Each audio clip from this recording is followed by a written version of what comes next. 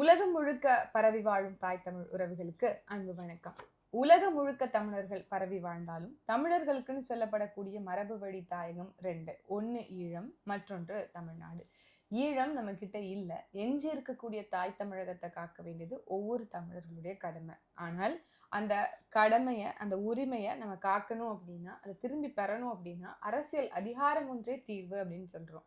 அரசியல் அதிகாரம் ஒன்றே தீர்வுன்னு இருந்தாலும் வரக்கூடிய தலைமுறை பிள்ளைகள் அரசியல் என்பது சாக்கடை என்று விலகி நிற்பதே வழக்கமா வச்சிருக்காங்க.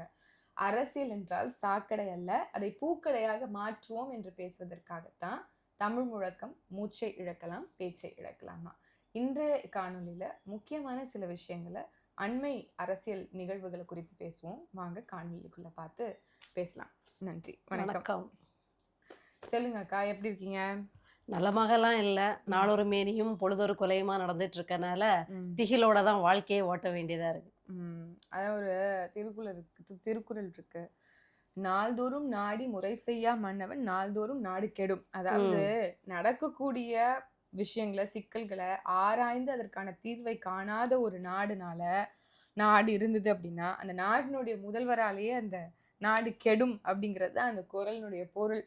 அப்படி நம்ம போய் ஆய்வு செய்தோ இல்ல போய் தேடி பார்த்தோ என்ன சிக்கல்னு தேட தேவையில்லை. கண் முன்னாடியே நாளொரு மேனி பொழுதொரு வண்ணமாக நீங்க சொல்றது போல ஏதாவது ஒரு சம்பவங்கள் நடக்குது. ஆனா மக்களை தேடி நாங்க போறோம்னோ, ரோடு ஷோ பண்றோம்னோ, ஓரணியில் வாங்கணும், முதலமைச்சர் வேற ஒரு ட்ராக்ல போறதை தான் நம்மளால பார்க்க முடியுது.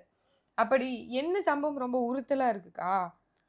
இந்த ஒரு 3 நாளைக்குள்ள நடந்த அத்தனை கொலை சம்பவங்கள் ஆணவ படுகொலை. பாத்தீங்கன்னா திருப்புவனம் அஜித்குமாரை அடிச்சே கொன்னிட்டாங்களே நம்ம வெம்பிட்டு இருக்க நேரத்துல நெல்லையில ஆணவ படுகொலை கவின். அதை நினைச்சாலே உள்ளம் எல்லாம் அதாவது நம்ம கடந்த காணொலியில கூட பேசியிருந்தோம், 21ஆம் நூற்றாண்டுல இப்படி ஒரு கொலை இருக்கா அப்படின்னு. அடுத்தது பாத்தீங்கன்னா உடுமலைப்பேட்டை அஜித்குமாரை விசாரணைக்கு அழைத்து போய் கொண்டுட்டாங்கன்னு பொறுமி தீக்கிறதுக்குள்ள உடுமலைப்பேட்டையில புலிப்பல் வச்சிருந்ததா விசாரிக்க அழைத்து சென்ற மாரிமுத்துங்கிற ஒரு பழங்குடியினரை தற்கொலைன்னு சொல்றாங்க. ஆனா கண்டிப்பா பாத்ரூம்ல லுங்கி கட்டிட்டு தற்கொலை பண்றதுக்கு வாய்ப்பு இல்லைங்கிறது நமக்கு தெரியும். இதுக்கு பின்னாடி போலீஸோட சித்திரவதை தான் இருக்கும் நம்புறோம். அடுத்து பாத்தீங்கன்னா செல்லப்பாண்டின்னு ஒரு இளைஞரை மதுரையில ஓட விரட்டி கொலை. அது எதுக்கு இருந்தாங்க. அது அடுத்தது பாத்தீங்கன்னா ஒரு திமுக கவுன்சிலரோட பேரன் பெண்ணுக்காக அவ ஒன்ன காதலிக்க கூடாது, என்னதான் காதலிக்கணும் அப்படின்ட்டு காரை ஏத்தி இறக்கி ரிவர்ஸ்ல போய் இறக்கி கொன்னுட்டு படைசூழ போய் இப்போ காவல் நிலையத்துல நிக்கிறாப்ல. ஆமா நான் தான் செஞ்சேன் அப்படின்ட்டு. யார் ரப்பே, இது என்ன மாதிரியான ஒரு அடுத்து இன்னும் லிஸ்ட் பெருசா போயிட்டு இருக்கு. ராணிப்பேட்டையில இந்த பொண்ணு என்ன காதலிக்கலன்னு அப்பா கண்ணு முன்னாடியே ஒருத்தன் பெண்ணை கழுத்தறுத்தே கொன்னுட்டான். அப்பா கண்ணு முன்னாடி நடந்தது. அடுத்தது தூத்துக்குடியில 2 சகோதரர்களை போதையில தகராறு பண்ணி, நீ குடிச்சிட்டு இருக்கும் போதுதான் என் சகோதரனை காணாம போயிட்டான், செத்து போயிட்டான், தற்கொலை பண்ணான், அப்போ உங்களுக்குள்ள ஏதோ நடந்திருக்கு, அப்போ அவன் தற்கொலைக்கு நீங்க தான் காரணம்னு மாற்றுத்திறனாளிகள் சகோதரர் 2 பேரை அடிச்சு புதைச்சி வச்சுட்டாங்க மண்ணுக்குள்ளேயே. அடுத்தது பாத்தீங்கன்னா நீங்க வாட்ல லிஸ்டா இல்லையா? ஆமா, டொமினிக் சேவியர் அப்படிங்கிற ஒரு கிறிஸ்தவ பள்ளிக்கூடத்துல திருப்பத்தூர்ல மாணவன் கிணற்றுல சடலமாக கிடந்திருக்கான். பார்த்தா அந்த பையனுடைய அக்கா சொல்ற புகார்களை நாம கவனத்துல வைக்க வேண்டியதா இருக்கு. ஏன்னா பாலியல் வன்கொடுமை பெண்களுக்கு மட்டும்தான் அப்படின்னு நம்ம நினைச்சிடக்கூடாது. ஃபாதரியார் அப்படிங்கும்போது அங்க அவருக்கு அந்த ஹோமோசெக்சுவல் டார்ச்சர் இருந்ததா அப்படின்னு யோசிக்கணும். மோட்டார் போடுறதுக்குன்னு இந்த பையனை வச்சிருந்தாங்களா? ஏன் அவ்வளோ பெரிய ஃபாதரியாருக்கு மோட்டார் போடுறதுக்கு ஒரு பியூன் கிடைக்கலையா, இல்லை வேலையாட்கள் இல்லையா? ஒரு மாணவனா மோட்டார் ரூம்ல சுவிட்ச் போடுறதுக்கும் ஆஃப் பண்றதுக்கும் வச்சு அப்ப ஷாக் அடிச்சு செத்துட்டான்னு சொல்ல வாராங்களா அப்படிங்கிற மாதிரி எல்லாம் பல இதுல போயிட்டு இருக்கு. இப்படி கொலையா முந்திரிக்கான்னு தமிழ்நாடு கொலை நகரமா மாறிட்டு போகுது. சர்வசாதாரணமா சொல்லிட்டீங்க. சர்வசாதாரணம் இல்ல, அது நினைச்சு பார்க்கும்போது பைத்தியம் பிடிக்குது. நாம இந்த இடத்துல சொல்லிட்டீங்களே இவ்வளவு கொலைய. அவ்வளோ சட்டம் ஒழுங்கு எப்படி இருக்குங்கிறதுக்கு இந்த கடந்த 3 நாட்கள்ல நடந்த சம்பவங்களே நமக்கு ஒரு எடுத்துக்காட்டாக இருக்கு. சீமானவர்கள் தான் அடிக்கடி சொல்லுவாங்க, சட்டம் இருக்கு, ஒழுங்கா இருக்கா? சட்டம் ஒழுங்கு யாரு கையில இருக்குக்கா? முதல்வர் கையில. நம்மளுடைய முதல்வர் ஸ்டாலின் அவர்கள் கையில இருக்கு. அது எதையுமே ஒண்ணுத்தையும் பொருட்படுத்துற மாதிரி அவர் தெரியல. இந்த பக்கம் ரோட்ஷோன்னு போறாரு, மக்களை காக்க போறோம்னு போறாங்களே, இதுல என்ன மாதிரி அரசியல் இதெல்லாம்? அப்போ யார் மக்களை காக்குறதுக்கு இவங்க வீடு தேடி நாடு தேடி தெரு தேடி போறாங்கன்னா எதுக்கு முதல்வரா இருக்கணும்? இன்னும் எதிர்க்கட்சி தலைவர் நினைப்பிலே இருக்கிறாரா என்னன்னு நமக்கு தெரியல. என்னது சொல்றது? ஓரணியில் செய்வோம், ஓரணியில் திருடுவோம், ஓரணியில் கொலை செய்வோம், அப்படிதான். அடுத்தது ஓரணியில் இல்லம் கொள்ளை. தேடி கல்வி, அடுத்தது நலன் காக்கும் முதல்வர். அப்ப அரசு மருத்துவமனை எல்லாம் எதுக்கு இருக்கு? நலன் காக்கும் மருத்துவம்ட்டு ஒரு கேம்ப போடுறீங்க. ம். அப்ப அரசு மருத்துவமனை எல்லாம் எதுக்கு இருக்கு? அது என்னத்துக்கு? அதாவது இவங்க உட்கார்ந்து ரூம் போட்டு யோசிச்சு பதுக்குறது ஃபர்ஸ்ட் யோசிப்பாங்க. ம். அடுத்தது மக்களை மயக்கிறதுக்கு என்ன திட்டம்? பேரெல்லாம் ரொம்ப கவர்ச்சிகரமா உங்களை அசர அடிக்கிற மாதிரியே இருக்கும். ம். மக்களை தேடி இப்ப முதல்வர் போக வேண்டிய அவசியம் என்ன? அதாவது திட்டங்களுக்கு பேர் திட்டுறீங்க, ஆ, அந்த பேரளவுல பேரளவிலே இருக்கும். பேரளவுல இருக்கும். அந்த ஆ. பேருக்கு ஏத்த மாதிரி செயல்பாடு இருக்குமானா இருக்காது. அது திமுக கிட்ட நீங்க எதிர்பார்த்தீங்கன்னா நீங்க இன்னும் தமிழகத்துல வாழலன்னு அர்த்தம். இப்படி நம்ம ரொம்ப நகைச்சுவை நம்மளுக்கு இருக்கு. ஆனா அனுபவிக்கக்கூடிய ஒவ்வொரு மக்களுடைய மனநிலையை நினைச்சாதான் நமக்கு கவலையா இருக்கு. இது எல்லாத்தையும் தாண்டி திருப்பி அவங்க போற ரோட் ஷோ அப்ப மக்கள் வரக்கூடிய அந்த பாருங்க எங்க கூட எவ்வளவு மக்கள் நிக்கிறாங்க பாருங்கன்னு ஒரு ஆமா, காமிக்கிறாங்க. இத பத்தி கொஞ்சமும் கவலைப்படாம அதிமுக ஒரு பக்கம் ரோட் ஷோ, ம். மக்கள் இல்லக்கா, முதல்வர் இவ்வளவு பண்றாரு, இவ்வளவு சீர்கேடு, ஒவ்வொரு மக்களும் அல்லல் படுறோம். அதான் அல்லல் பற்று ஆற்றாத ம். அழுத கண்ணீர் செல்வத்தை தேய்க்கும் படை அப்படிங்கிறாரு வள்ளுவர். அப்படி மக்களுடைய கண்ணீர் சொல்லணும்னா துயரத்துல இங்க இருக்கு. ஆனா இவங்க போற இடத்துக்குலாம் கூட்டத்தை வர்றதை பார்த்தா காசு பணம் திட்டு மணி அப்ப அதுதான் இப்ப கண்டிப்பா நானுமே அப்படிதான் நினைச்சேன். அப்புறம் தான் தகவல்கள்லாம் நமக்கு காதுகள்ல எல்லார் வழியாவும் மக்கள் வழியாவே தெரிய வருவது என்னன்னா, காசு இல்லாம ஒருத்தர் கூட ஒரு இம்மி நகல மாட்டாங்க. ஏன்னா நாம் தமிழர் மக்களுடைய கட்சியா? ஏழ்மை வறுமையை பயன்படுத்தி அவர்களை தொடர்ச்சியாக அதே நிலையில வச்சு அவங்களை திருப்பியும் பணம் கொடுத்து அவர்கள் பக்கம் ஈர்க்கக்கூடிய ஒரு போலி அரசியல ஆமா. யாரெல்லாம் வேலையை விட்டு எத்தனை பேர் திட்டி வராங்க. ஐயோ யாரோப்பா வராராம்ப்பா முதலமைச்சர், யாரோ ஸ்டாலின் வரானாம்ப்பா, கருணாநிதி வராராம்ப்பான்னு சொன்னாங்க ஒருத்தர். ஆமா, அந்த அது மாதிரிதான் மாதிரி. கருணாநிதி அம்மா வராங்கப்பா, கருணாநிதி வரானாம்ப்பா, ஏதோ வந்து நிக்க சொன்னாங்கப்பா, எவ்வளவுமா குடுக்குறாங்க, 200 ரூபா 200 கொடுக்குறாங்க அப்படின்னு சொன்ன சாப்பாடும் கொடுப்பாங்க. மாதிரி. சாப்பாடுக்காக தான் காத்துக்கிட்டு இருக்கோம்ப்பா ஆமா, அப்படின்னு. அந்த மாதிரி மக்களை வந்து ஒரு வறுமை நிலையில வச்சு அவங்கள வந்து இந்த மாதிரி யூஸ் பண்ணிக்க கூடிய இந்த மனநிலை இருக்குல்ல, ஆமா. இது கொடுங்கோன்மையின் உச்சமா பாக்குறதா இல்ல இது ஒரு சாடிஸ்ட் அதாவது மனநிலை? இவங்க எல்லாம் வாழும் ஹிட்லர்கள். நீங்க ஹிட்லரை பார்த்தது இல்லல்ல? பாருங்க இப்படிதான் இருக்கும். இது வந்து ஒரு சாடிஸ்ட் மனநிலைக்கா. இது வந்து மத்தவங்களோட துன்பத்தில் இன்பம் காணக்கூடிய இந்த மனநிலையை சாடிஸ்ட் மனநிலைன்னு சொல்றோம். இப்படி ஒரு அரசை நிர்வகிக்கூடிய ஒரு முதல்வர், ஒரு முதலமைச்சர் இப்படி இருக்க முடியுமா? ஒரு தனி மனிதரா உண்மையா நல்லவர் மாதிரிதான் தெரியுது. ஒண்ணும் தெரியாத நான் தான் அடிக்கடி சொல்லுவேன் சைலண்ட் வில்லன்னு. கள்ளம் கபடமற்ற ஒரு அந்த மனிதராகத்தான் பால் இருக்காரு. வடியும் முகம்தான் அவருக்கு வந்து அதை அவர்லாம் பயன்படுத்திக்கிறாரு. இந்த ஆட்சி அதிகாரத்தை நிர்வகிக்கலக்கா. ம். அவருடைய பியூரோக்ராட்ஸ் தான் நிர்வாகத்தை கட்டுக்குள்ள அவர் வச்சுக்கிறாங்க. அப்படி தப்பிச்சுக்குவாரு. அப்படி என்ன சொல்றீங்க. செய்வீங்க? அந்த அளவுக்குலாம் அவர் என்னமோ பொறுத்து இல்ல. ஸ்டஃப்ஃபுல் ஆட்களா நமக்கு தெரியல.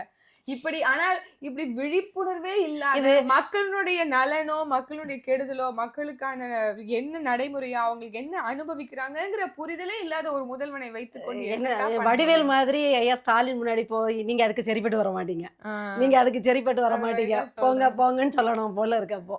So, ஆனா எப்பதான் மக்கள் இப்படி எந்த கவலையையும் படாம இவங்க ரோட் ஷோ வாக்குக்காக நடத்திட்டு இருக்கும்போது ம், மக்களுக்கு மட்டும் இல்ல மாக்களுக்கும் அந்த மாக்களை வந்து வளர்த்துகின்ற ம், எந்த ஒரு நீங்க தரந்தாழ்ந்து யோசிக்கின்ற மக்கள், ம், அண்ணன் நாம் தமிழர் கட்சி யாரையும் தரந்தாழ்ந்து யோசிக்கல. ம், ஆனா நீங்க தாழ்த்தப்பட்டவர்னு இல்லைன்னா மாடு மேய்க்கிறவங்க அப்படின்னு நினைக்கிறவங்கள ம், தோள்ல கைய போட்டுட்டு ம். அண்ணன் மக்கள் பிரச்சனைக்காக நிக்கிறாரு.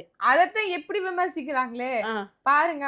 நல்ல பச்சை கலர்ல ஷூ போட்டிருக்காரு, அவரு இனிமே கோணி பையில தச்சு ஷூ போடணும். ஸ்போர்ட்ஸ் ஷூ போட்டுக்கிறாரு, ம், நல்ல காஸ்ட்லியான ஷூ போட்டுக்கிறாரு, ம். டிஷர்ட் ட்ராக்ஸ்னு போட்டுட்டு நல்ல ஜிம்முன்னு நல்ல ஜம்முன்னு நல்ல ஒரு ஒரு ஒரு ஒரு அப் டவுன் ஒச்சரிச்சல் பாலிட்டிஷியன் அப்படி. ஒரு மாடு மேய்க்க போறாருன்னு சொல்லிட்டு ம். இதெல்லாம் அங்க வந்து இன்னைக்கு தேவைப்படுது அரசியல் களத்துல. இன்னைக்கு அரசியல் கட்டல ரோட் ஷோ போங்க. இப்ப இன்னைக்கு நாம் road show- தமிழர் கட்சி தலைவனாக இருக்கக்கூடிய அண்ணன் சீமான் அவர்கள் கட்சி நடத்துறாரு.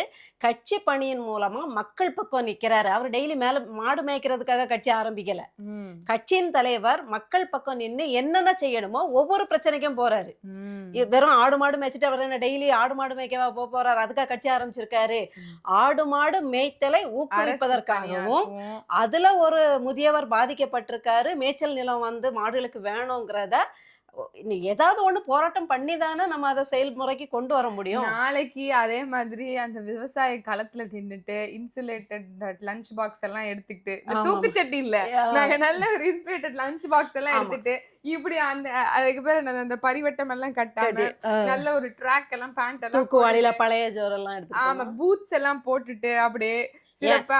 இவங்க தலைவர் எதிர்க்கட்சியா இருக்கும்போது ஷூ போட்டுட்டு கரும்பு விவசாயிகள் கரும்பு காட்டுக்குள்ள நடக்கலாம். அது ரோடு போட்டுக்கா, ரோடு சிமெண்ட் போட்டு போட்டு. போகலாம். ம். இன்னொன்னு வந்து அவரு பையன் நடிச்ச படத்துல ஜீன்ஸ் போட்டுட்டு பண்ணி மேய்ப்பாரு. ஏன் அவர் கோவணம் கட்டிட்டு பண்ணி வைக்க வேண்டியதானே? படத்துக்காக கூட கோவணம் கட்ட மாட்டாங்க. சில்வர் ஸ்பூன் நாயகன், பாண்ட் வித் சில்வர் ஸ்பூன் நாயகன். அப்படி இருக்கும்போது அண்ணன் ஷூ போட்டா உங்களுக்கு என்ன? அந்த ஷூ அந்த முதியவர் கொடுத்தா அவருக்கு போடுவாரா? அவருக்கு பழக்கம் வெறுங்கால்ல நடக்கிறது. இல்ல அவர் உடம்பையே பாக்கும்போது எவ்வளவு ஒரு இதா செருக்கா ஒரு மாதிரி ஒரு ஒரு ஒரு நல்ல ஒரு ஜிம் பாடி நம்ம தான் மாதிரி. முதியவர்னு சொல்லணும். ஆமா, அவர் பாக்கும்போதே அப்படியே வந்து பயங்கரமா இருந்தாரு. ஆமா. கீதாரியா இருந்தாலும் அவர் வந்து ஒரு பயங்கரமான ஒரு கெத்து கீதாரியா இருந்தாருன்னு தான் இருந்தாரு. சொல்லணும். அந்த மாதிரி இருந்தாரு.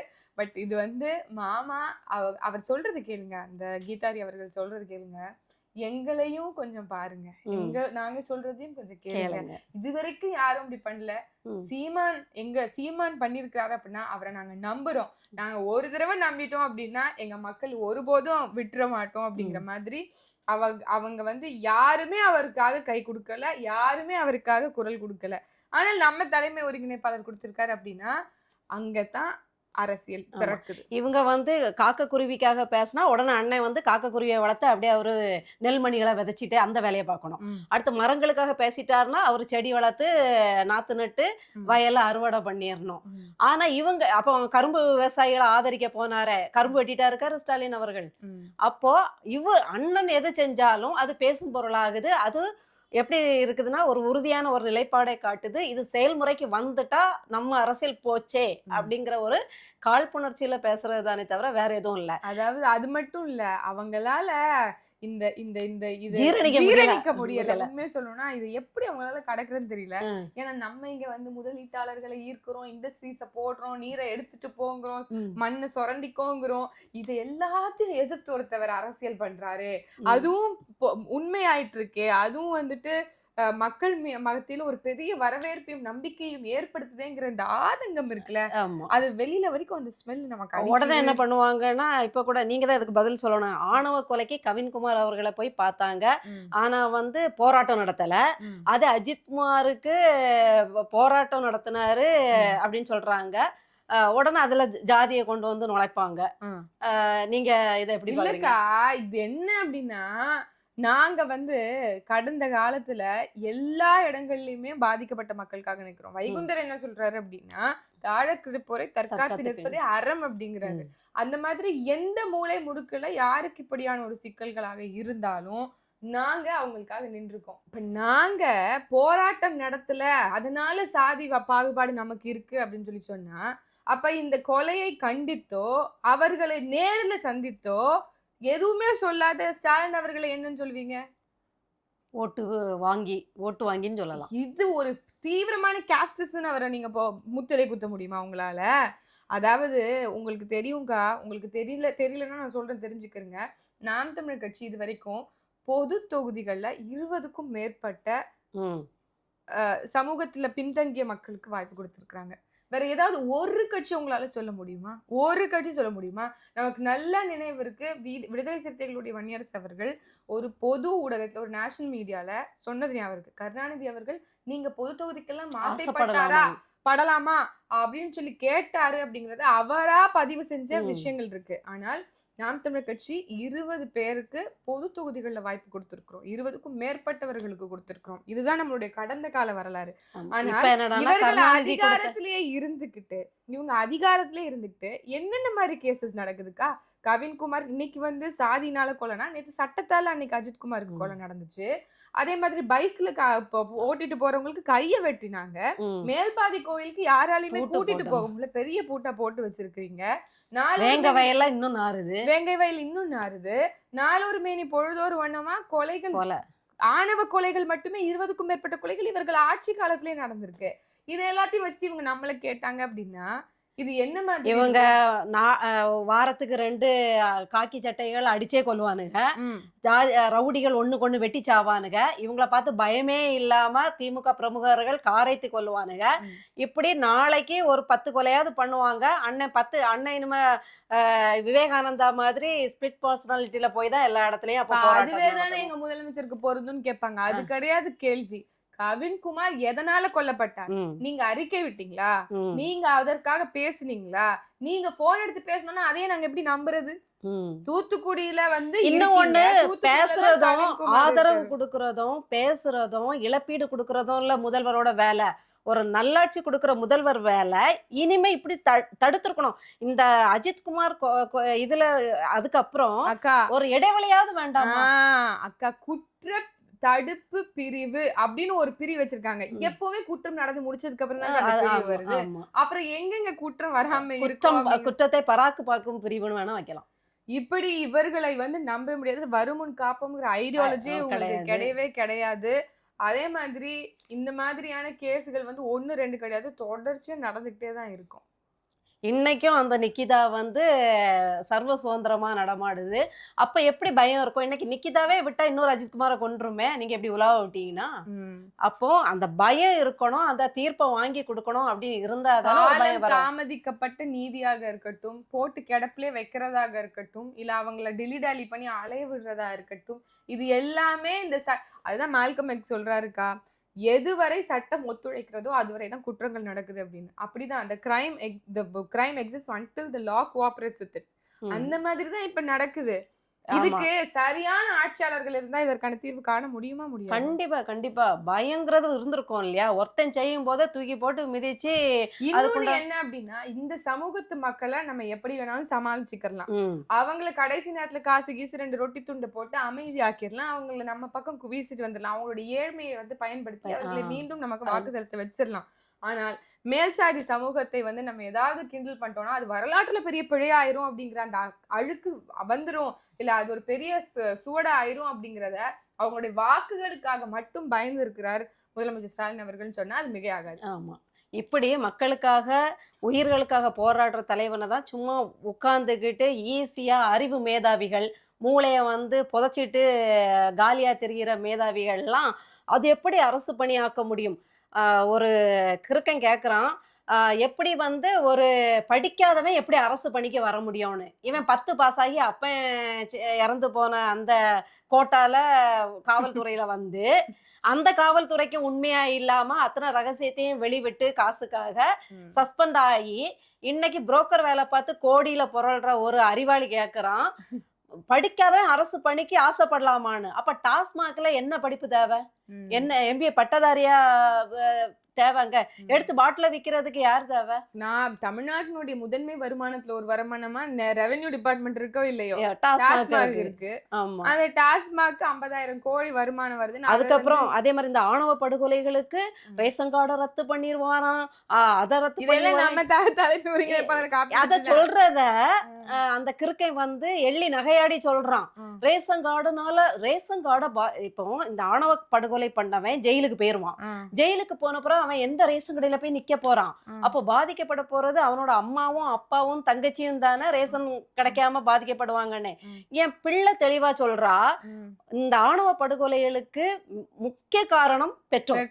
பிள்ளைய ஒழுங்கா வளர்த்திருந்தா ஒழுங்கா ஏன் வளர்த்துறது வந்து இல்ல. நீங்க அந்த பிரச்சனைகள் நடக்க ஜாதிய போகுது? பெருமைகளை பேச போய் தானே அவன் மனசுல அந்த ஜாதிய பெருமை குடிகொண்டிருக்கு. இதுல அப்ப பெற்றோர்களுக்கு குற்றவாளி அப்படிதான். ரேஷன் கார்டு அதை ரத்து பண்ணா இப்படிப்பட்ட பிள்ளைக்கு சொல்லி சொல்லி ஊட்டி வளர்த்த பெற்றோர் அடுத்து தப்பு பண்ணணும்னு ஆ. நினைக்கிறவனுக்கு தோணும்ல இந்த இதுதான்ப்பா. தலைமுறை பிள்ளை 17 18 வயசு பிள்ளை இவ்வளவு தெளிவா சொல்லுது, பேரண்ட் தான் இதுல குற்றவாளி அப்படின்னு சொல்லுது. ஆனா இந்த கிறுக்கு சொல்லுது, கொலை செஞ்சவன் தான் உள்ள போயிருவானே, அவனுக்கு ரேஷன் கார்டு ரத்து பண்ணி என்ன பிரயோஜனம்? ஓட்டர் ஐடி அவன ஓட்டு போட வரப்போறானா அப்படின்னு கேக்குது. ரத்து பண்றதே அவனை பெத்த பெற்றோருக்கு பாடம் புகட்டதான். அவனை சுத்தி இருக்க ஒட்டுமொத்த சமூகத்துக்கு சமூகத்துக்கு ஒரு பாடமா அமையணும் தான். இந்த மாதிரி தற்கூதிகள் எல்லாம் வச்சுக்கிட்டு நம்ம ஓட்டுறது சிரமம் தாங்க. ஆமா. ஆனால் அவர்கள் எல்லாம் நம்மளுடைய இலக்கு. நம்ம வந்து ஒரு ஒரு ப்ராப்பரான ஒரு ஹோலிஸ்டிக்கான ஒரு விழிப்புணர்வு சமுதாயத்தை ஏற்படுத்தணும்னா வேற என்னதான் தீர்வு வச்சிருக்கீங்க? ஆணவ படுகொலைக்கு தனி சட்டம் ஏற்றுட்டீங்களா?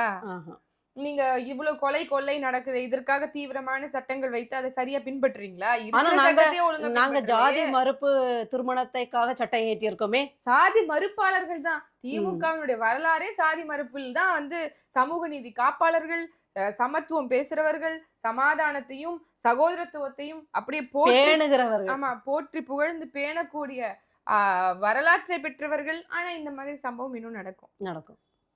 அதை கேட்க கூடாது. கேட்டா நாங்க உங்களை கேள்வி கேட்போம். இந்த மாதிரி வீதியில நாமளும் உயிர் பயத்தோட நடக்கணும். நம்முடைய பிள்ளைகளும் யாரையாவது விரும்பிட்டா போட்டு தள்ளிடுவாங்களோன்னு பயந்து. இப்ப எனக்கெல்லாம் வாலிப வயசுல பிள்ளைங்க இருக்காங்க. இப்ப என் பயம் என்ன தெரியுமா?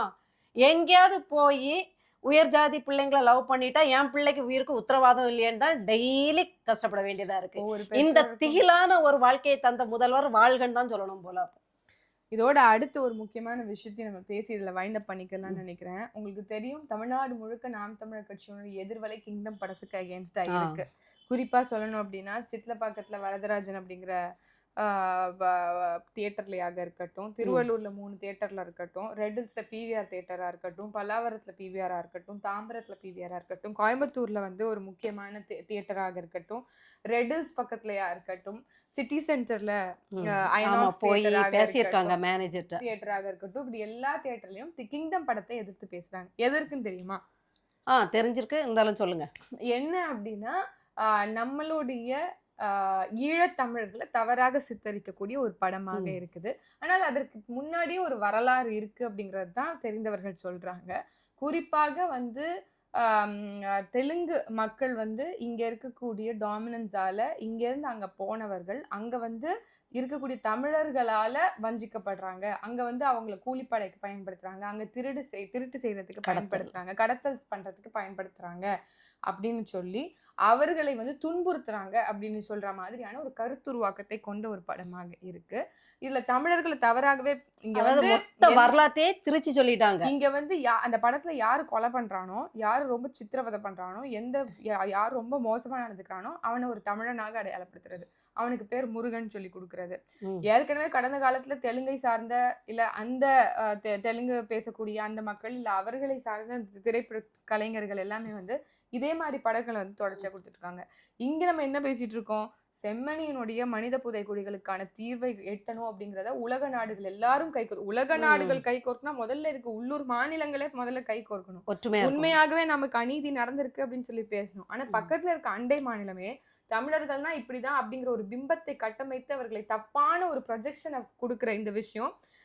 அதே மாதிரி மூவி, சினிமா, திரைப்படம் அப்படிங்கிறது ஒரு பெரிய இம்பாக்டான ஒரு விஷயம். மக்கள் மத்தியில எது பதியுதோ பதியலையோ இது நல்லாவே பதியும். பிள்ளைகளுக்கு 5 வயதுக்கு 6 வயதுக்கு உட்பட்டு உள்ளடக்கி அவங்களுக்கு என்னென்ன ரைம் சொல்லி கொடுக்கணுமோ அது நல்லா பதியும். அதுக்கப்புறம் அடல்ட்டுக்கு இந்த மாதிரி படங்கள் மூலமா நமக்கு என்ன தாக்கம் ஏற்படுதோ அது நல்ல நீண்ட நாட்களுக்கு மனதில் இருக்கும். ஆனால் இவர்கள் பார்த்தீங்க அப்படின்னா தொடர்ச்சியாக ஜாட்டா இருக்கட்டும், த ஹண்ட்ங்கிற சீரீஸாக இருக்கட்டும், இப்போது த கிங்டம் அப்படிங்கிற இந்த திரைப்படமா இருக்கட்டும், இது எல்லாமே வந்து தமிழர்களை தவறாக சித்தரிக்கக்கூடிய ஒரு படமாக இருக்குது. அதனால இதுக்கு அகேன்ஸ்டா வேற யாருமே, தமிழர்களுக்கு ஒரு பிரச்சனை தமிழர்கள் தான் நிக்கணும். அப்படி நாம் தமிழர் கட்சி இன்னைக்கு நிக்குது. எல்லா தியேட்டர்கள்லயும் நம்ம வந்து இந்த படத்தை வந்து காட்சி பண்ணக்கூடாது அப்படிங்கிறோம். உண்மையாகவே விளிம்பு நிலையில இருக்கக்கூடிய ஒரு சமூகம் தமிழ் சமூகம். அது வந்து எங்களுடைய உரிமைகள் மட்டும் கிடையாது, எங்களை இந்த மாதிரி தவறாக சித்தரிப்பதன் மூலம் எங்களுடைய இன விடுதலைக்கே ஒரு பெரிய இடர்பாடா ஒரு இடையூறா இருக்கும். நீங்க இதுல உள்ள இத தயாரிச்சு வெளியிடுறது யாரு? தெலுங்கு, ஆந்திராவை சார்ந்தவர். நடிக்கிற நடிகர்கள் தெலுங்கு, இங்க ஆள்றவர் ஓ அப்படி நீங்க சொல்றீங்க. அந்த தெலுங்கு லாபிய புரிஞ்சுக்கணும். இந்த திராவிடங்கள் எல்லாம் அவங்க எப்படி இங்கதான் வந்து ஆரியம் நடிக்கிறாங்கல்ல, கைகோர்க்குது. இங்கதான் வந்து நடிக்கிறாங்க. பணம் தமிழ்நாட்டு கொடுத்தா மக்களும் நம்ம அவங்கள மக்களும் பாக்குறாங்க. தமிழ்நாட்டு மக்களும் நம்ம அவங்கள நம்ம வரவேற்கிறாங்க. தமிழ்நாட்டுல தானே எட்டப்பர்களும் இருந்தாங்க. ம். நம்ம தமிழ் இனத்துல தானே கருணாவும் இருந்தாப்புல. இதுல, ம், அப்போ எட்டப்பர்கள் எங்கேயும் இருப்பாங்க. ம், பணம் கொடுத்தா எட்டப்பனா கூட மாறுவாங்க. ம். அதனால இந்த தெலுங்கு லாபி தான் திராவிட எப்படி ஆரியம் தமிழினத்தை அழிக்கிறதுக்கு கை கோர்க்குமோ அது மாதிரி திராவிடமும் கை கோர்க்குங்கிறதுக்கு இதை விட பெரிய எடுத்துக்காட்டு கிடையாது. சரி பாப்போம் எதை நோக்கி போகுதுன்ட்டு. மீண்டும் ஒரு காணொளியில வேற சில விஷயங்களை பத்தி உரையாடுவோம். அது வரைக்கும் வணக்கம், நன்றி. நன்றி.